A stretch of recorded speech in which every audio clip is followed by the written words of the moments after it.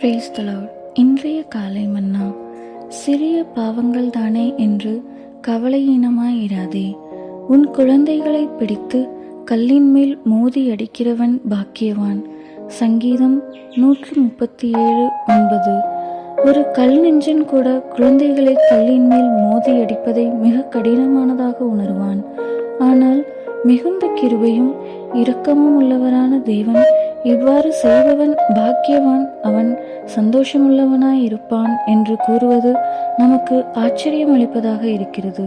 இவ்வார்த்தைகள் Babylon குமாரத்திற்கு விரோதமாக உரைக்கப்பட்டவையாகும். இதை குறித்து சங்கீதம் 137:8 நாம் வாசிக்கிறோம். மகா பாபிலோனானது வேசிகளுக்கும் பூமியிலுள்ள அருவருப்புகளுக்கும் தாய் என அழைக்கப்படுகிறது. வெளிப்படுத்தல் 17:5 இதை குறித்து நாம் வாசிக்கிறோம்.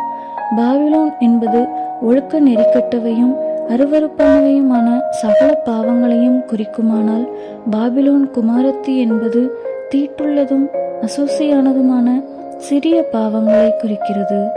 தன் ஜீவியத்திலுள்ள மிகச் சிறியவை போல் தோன்றும் பாவங்களையும் ஆராய்ந்தறிந்து அவற்றை கிறிஸ்துவாகிய கற்பாறையின் மீது மோதி அடிக்கும் ஒருவன் மகிழ்ச்சியுள்ளவனும் நிச்சயமாகவே பாக்கியவானும் ஆவான்.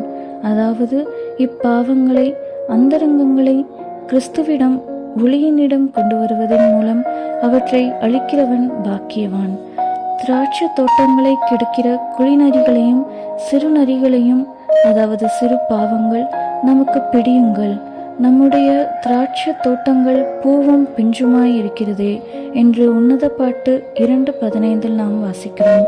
இந்த சிறு நரிகள் வேலியில் உள்ள சிறு துவாரங்களின் வழியாக தோட்டத்தினுள் நுழைந்து பூவும் பிஞ்சுமாய் இருக்கிறவைகளை புசித்து திராட்சை தோட்டத்தை கெடுக்கின்றன.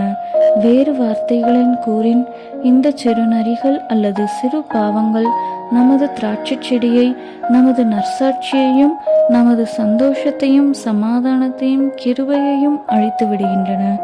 திராட்சை பிஞ்சுகள் அழிக்கப்படும் போது அக்கொடி கனியற்று போகிறது.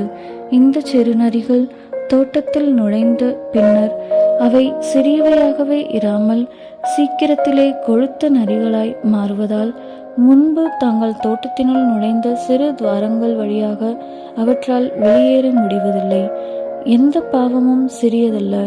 ஒரு கை கடிகாரத்தின் இயந்திரத்திற்குள் உட்புகும் எந்த ஒரு மண் துகளும் சிறியதல்ல என ஜெரேமி டெய்லர் எனும் தேவ மனிதர் கூறுகிறார். நீ உன் வாழ்க்கையிலுள்ள மிகச்சிறிய பாவங்களிடமும் மிக கொடூரமாயிருந்து அவற்றை கிறிஸ்துவாகிய கல்லின் மேல் மோதி அடிப்பாயாக.